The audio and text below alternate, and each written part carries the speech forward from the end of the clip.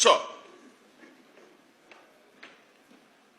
there seems to be a sense of either denial, and on one part, or people who think, no, it won't be, because we can't just imagine it. And because of some discussion that, oh, okay, if this happens, you will lose your property, you will lose that, and so on. Of course, that is untenable. I mean, I too was wrong on this, because if by any chance you have another state of Biafra, it will be the 16th state of ECOWAS. And that means you have free movement of goods and persons. But the fundamental question, the fundamental issue is that this debate is not happening.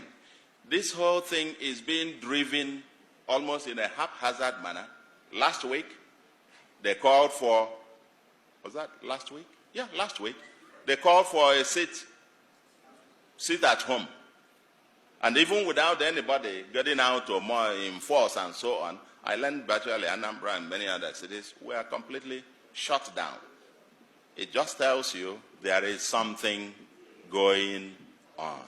But, again, where is the elite in this? What is missing is structured debate and the apparent elite aloofness or complicity or hypocrisy. The elite in denial. For the politicians who think you can just, let's use them temporarily, let's use them. Just go on, while we can then use that to negotiate for something here. I can tell you, you will create a monster that will consume you. When that inferno comes, both us, everybody else, and the kind of thing that happened in Biafra where dissent, any dissent was considered a saboteur. Okay? You might get to a point where you will be telling them, just go on, while we can negotiate here, get something for ourselves in Abuja. I can tell you, these guys are no fools. At some point, they will look at you too and know that you're actually part of the problem. And so on and so forth. So, I say, let the debate must begin. The late Dr. Pius Okibo, in this book as well, presented what the memo by late Dr. Pius Okibo presented to the Biafran government on the economic viability of Biafra. Nobody is talking about what the currency will look like. How will you fare with international trade? What kind of constitution are you talking about? And Ofodile forcefully argues here that the Ahera Declaration of 1969 came too late.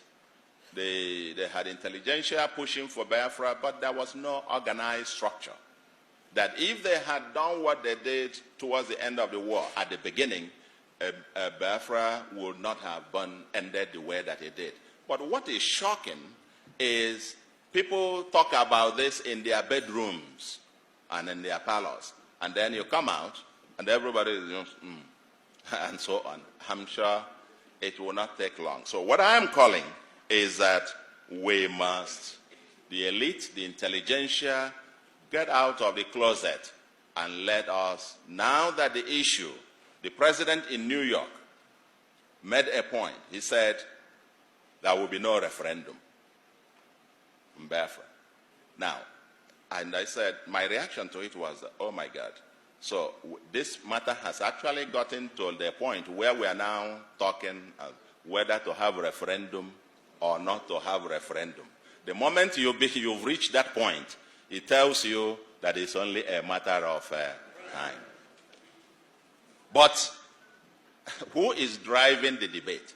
The Neo-Zikism, Neo-Biafranism, and so on and so forth.